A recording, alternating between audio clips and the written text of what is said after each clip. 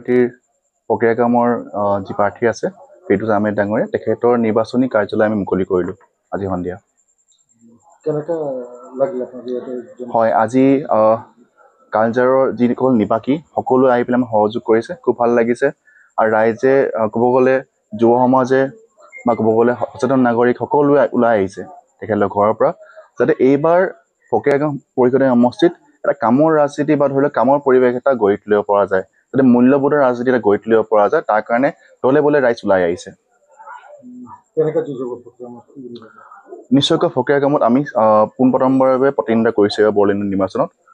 যুঁজ এখন হ'ব, নিশ্চয়কৈ আমি কাম কৰি যাম। আমি নতুন দল এটা হয়, সেই ক্ষেত্ৰত আমাৰ সাংগঠনিক ভেটি নিৰ্ভৰ কৰিব, বা আমাৰ ৰাজনৈতিক যিখিনি পৰিকল্পনা সেইখিনি নিৰ্ভৰ কৰিব, বা আমাৰ তৃণমূলৰ যিসকল কৰ্মী তেখেতলোকে দৈনন্দিন পৰ্যায়ত এতিয়া ৰাইজৰ ওচৰলৈ ঘৰে ঘৰে গৈ প্ৰচাৰ কাৰ্যখিনি কৰিব।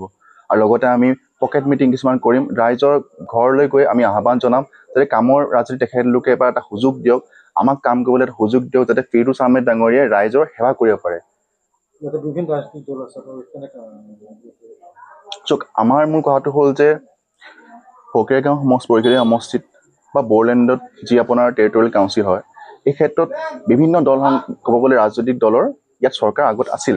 এতিয়া কথাটো হ'ল যে ফকীৰাগাঁৱতো সেই হিচাপে যিগৰাকী আপোনাৰ পৰিষদীয় MCLA আছিল বা EM আছিল, এতিয়া কথাটো হ'ল যে তেখেতলোকে যদি নিজৰ দায়িত্ব হিচাপে এজন নিৰ্বাচিত প্ৰতিনিধি হিচাপে যদি তেখেতলোকৰ নিজৰ কৰ্মখিনি কৰি নিছে ৰাইজৰ কাৰণে, ৰাইজৰ সেৱাখিনি যদি তেখেতলোকে কৰিছে, ৰাইজে যদি প্ৰত্যেকগৰাকী যদি নাগৰিকে নিজৰ প্ৰাপ্যৰ অধিকাৰখিনি যদি তেখেতলোকে পাইছে, তাত আমাৰ ক'বলগীয়া নাই।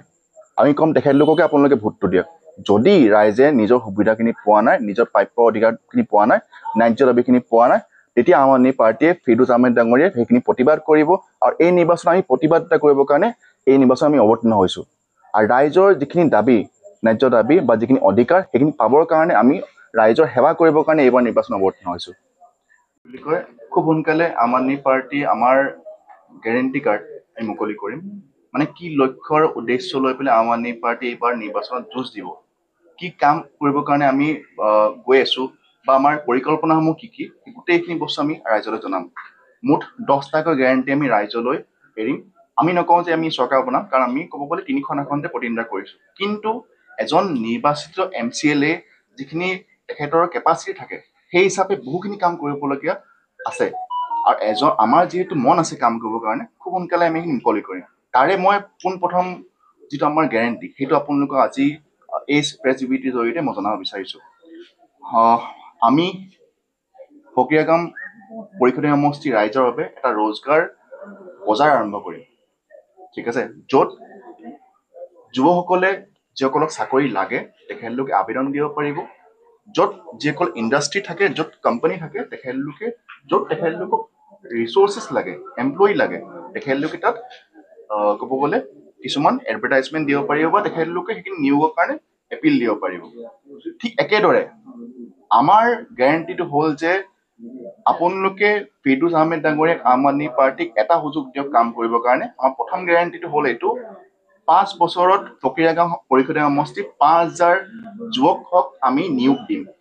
5,000 যুৱকক আমি চাকৰি ধৰণে ব্যৱসায় বিভিন্ন ধৰণৰ ক'ব গ'লে উদ্যমিতাৰ বিকাশৰ জৰিয়তে আমি বিভিন্ন ধৰণৰ তেখেতলোকক কাৰ্যক্ৰম কৰিব পৰাকৈ সুবিধা কৰি দিম। আৰু সেই হিচাপে আপোনালোকৰ ফকীৰাগাঁও পৰিষদীয় সমষ্টি প্ৰায় 14টাকৈ আপোনালোকৰ VCDC আছে, প্ৰত্যেকটো VCDC কাৰণে সমানকৈ আমি সেই সুবিধাখিনি দিম। মানে প্ৰতি বছৰে 1000জন যুৱকে চাকৰি বা ব্যৱসায়ৰ তেখেতলোকে সুবিধাখিনি পাব। ফকীৰাগাঁও সমষ্টিত 5 বছৰত 5,000 আমি চাকৰি বা ব্যৱসায় কৰাৰ সেই সুবিধাখিনি আমি আপোনালোকক প্ৰদান কৰিম। এইটো হ'ল প্ৰথম গেৰেণ্টি। বা খুব সোনকালে আমি বাকী 10টা গেৰেণ্টি আপোনালোকৰ খুব সোনকালে মুকলি কৰিম।